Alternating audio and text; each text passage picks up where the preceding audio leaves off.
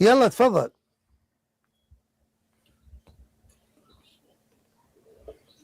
تفضل شيخ علي. تفضل يا سندول يا ابن السندول. تفضل شيخ علي القديمي.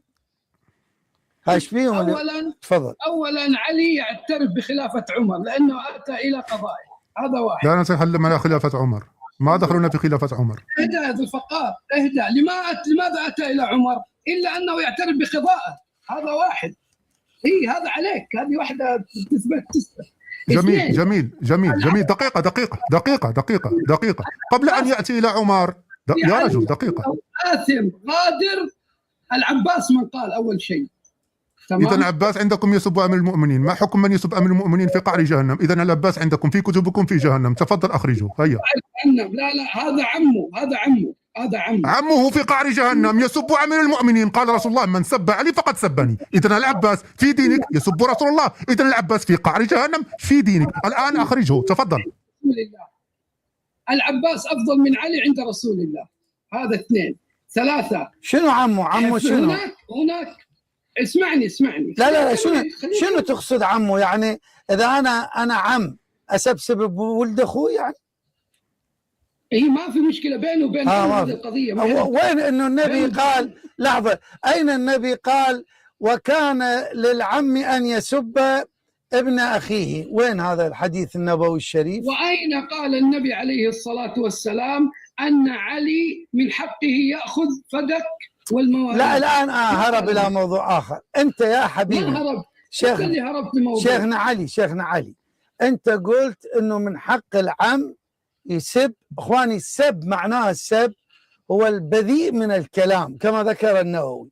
فوين إنه النبي قال ليس العم بالسباب، عفوا غلطت، ليس المؤمن باللعان ولا السباب ولا العم ولا الخال ولا الفاحش ولا البذيء ولا. وين انت لزقت العم انه يسب؟ او النبي قال ليس المؤمن باللعان ولا الفاحش ولا البذيء. تفضل. طيب الان اسمعني عشان ما تتوهنا عن النقاش. الان يا مغربي، ابو ذو الفقار المغربي، حينما قال العباس اقضي يا امير المؤمنين ترك الدليل انه النبي قال العم يسب. اشهدوا قفز. لهم أتشهدون أن النبي قال إنا معشر الأنبياء لا نورث؟ قالوا نعم. اي والله. جميل. اي والله بالفقار. احسنت. في هذا الثانية، هذه النقطة جميل. الثانية. إذا كانوا يعلمون حين قالوا نعم، فلماذا ذهبوا يطالبون بهذا الإرث في عهد أبو بكر؟ لماذا؟ يسألك هل الإمام علي ما كانش يعرف؟ اسمعني، عمر خير العلي والعباس أن يأخذوا الأرض، لماذا لم يأخذها علي؟ تفضل يلا رد. أنت أولا أجبني على سؤالي، لماذا أمير المؤمنين يقول لعمر أنه كان يعلم أن رسول الله قال لا نورث ما تركنا صدقة؟ فإذا كان يعلم لماذا ذهب إلى أبي بكر يطلب منه هذا الميراث؟ هذه حجة لعلي أن هذه صدقة الأرض. حجة أي صدقة؟ مولانا ذو الفقار دقيقة، أنت قلت أنه قال للإمام علي يأخذ الأرض أستاذ جلمود، أستاذ علي؟ نعم في آخر الحديث.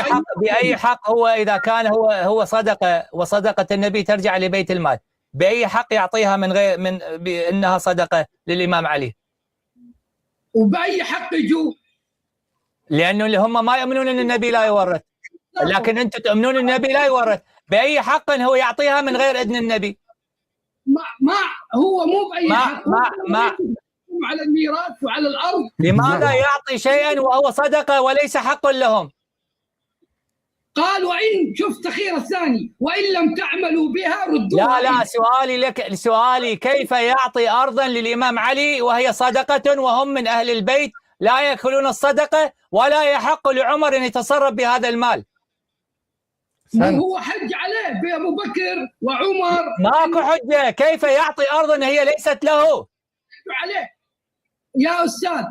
في النقاش خيرهم في الأولى على أبو بكر. لا يجوز له التخيير لأن الأرض ليست له، ملك المسلمين. خلاص إذا تركها علي. ما يأكل لا، الصدقة. إذا عمر خائن غادر لأنه خان وصية النبي أنه لا يورث، صح ولا لا؟ التخيير التخيير ما معنى التخيير. لا، عمر خائن غادر آثم لأنه أعطى أرضا ليس حقا له. يا ذو الفقار، لا تنقذ ذو الفقار، اترك ذو الفقار. لا والله انت سقطت بسقطه ما تطلع منها. اما تقول عمر تصرف بالخيانه وخان قول النبي ولم يحكم بما احكم الله، انزل الله تعالى لان النبي قال لا نورث ما تركنا صدقه، وعمر تصرف بهذه الصدقه من كيسه، صح ولا لا؟ يا ابو كريم كلامي مع ذو الفقار. لا انا هم اسمي ذو الفقار، اثنين ذو الفقار. انت مو ذو الفقار. يريد يعرب ابو كريم. هذه النقطه الاولى. خلك ويا ذو الفقار، انا اعتقك الان. لا لحظه، اي النقطه اللي الثالثه التخيير. لا لحظه استاذ وحده استاذ شيخ علي، اي نقطه اللي قلت؟ النقطه الاولى هي ضد ذو الفقار، شو هي النقطه؟ قولها واسكت. 3 نقاط. النقطه الاولى علي اتى الى عمر في القضاء. لماذا ياتي الى عمر؟ حلو. الان اذا لحظه، الان علي هو كان الرئيس. لحظه الان اذا انسان اتى الى قاضي معناه انه يوافق عقيده هذه القاضي، هكذا تقول، اتفقنا؟ طبيعي، نعم. حلو. يعني احنا الان كل المسلمين في اوروبا الان نتقاضى الى قضاة من بريطانيا، احنا نقبل عقيدتهم. ليش دخلك انت تتكلم عن علي وعمر الان؟ انت مو لا اخي هدوء. انت الان يا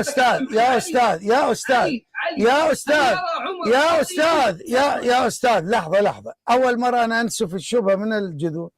انت وضعت قاعده ان الذي يتقاضى عند انسان يقبل بعقيده هذا الانسان. انت قلت نعم. اذا كل مسلم ما يخليني اتكلم. اسمعني والله العظيم ما يقول الشباب تفهم. يعني سيد وعد الله مش دخل اللاجئ الاوروبي في اللي عنده ولايه. انا لاجئ اوروبي. اذا احسنت. اذا انخرمت هذه القاعده، كون الانسان يلتجئ. يا اخي خلي اتكلم، ايش فيكم انتم؟ الانسان إذا تقاضى إلى إنسان معناه يرتضي عقيدة هذا الإنسان، انخرمت هذه القاعدة. وعندي من الشواهد الكثيرة، وحتى دولة إسلامية مع دولة إسلامية، البحرين وقطر تقاضيا إلى محكمة لاهاي، ودول مسلمة. طيب ليش ما جلسوا هم وحلوها؟ فهل معناه يقبلون بعقيدة قضاة لاهاي؟ المهم الشاهد وين؟ يقول ليش راح لعلي بن أبي طالب يتقاضى؟ لأن هو المغتصب. يعني إخواني، أنا في واحد سرق سيارتي، رنيت الجرس على باب جاره، قال لي تفضل، قلت له أعطيني سيارتي. يقول أي سيارة؟ أنا شو دخلي؟ اللي بايق اللي سرق السيارة هذا، فأنت روح للي سرق سيارته. فهم ذهبوا إلى عمر بن الخطاب لأن هو سارق الأرض، فيذهبون حتى يسترجعون. يعني أنا واحد سرق هذه المسبحة تبعي، أروح أسافر غير دولة أسألهم، يقولوا شو دخلنا احنا؟ روح للسارق. فهم جاءوا إلى السارق الذي سرق الأرض والذي يملك الأرض حتى ينتزعوها منه. إذا كان يخاف الله سلموها، وإذا كان لا يخاف الله كما هو عمر فضحوه، والحمد لله الآن انفضحوا بعد 1400 سنة. يلا هاي الأولى، هاي دمرنا لك إياها. لا نرد عليك. المشكلة شوفوا ضعف عقيدة وعد يساوي بين الأحوال المدنية والأحوال المواريث في الإسلام. هذا ضعف في عقيدتهم، سبحان الله، يريد أن ينفذ. إيش دخل الأحوال المدنية وقضاء الأحوال المدنية في المواريث عند الإسلام؟ زين الأحوال المدنية بس أسألك سؤال، الأحوال المدنية لا. الأحوال المدنية شريعة ولا لا؟ شريعة ولا لا؟ يا أستاذ المواريث شريعة إسلامية. والأحوال المدنية يعني لما واحد يتزوج ويا وحدة ويروح الأحوال الشخصية، هذه شريعة ولا شنو؟ يعني بالله أنا بتزوج مسلمة بروح للقاضي مسيحي؟ عشان يكتب العدل او ابغى احسن. المساواه؟ حلو اذا ما تروح الواحد مسيحي، لحظه، ما تروح الواحد مسيحي حتى يكتب العقد، اللي يروح للمسيحي شو نقول عنه؟ اذا رحت لقاضي مسيحي بطل. حلو. الان هدوء كم دولة من الدول من المسلمين من قضايا الأحوال الشخصية.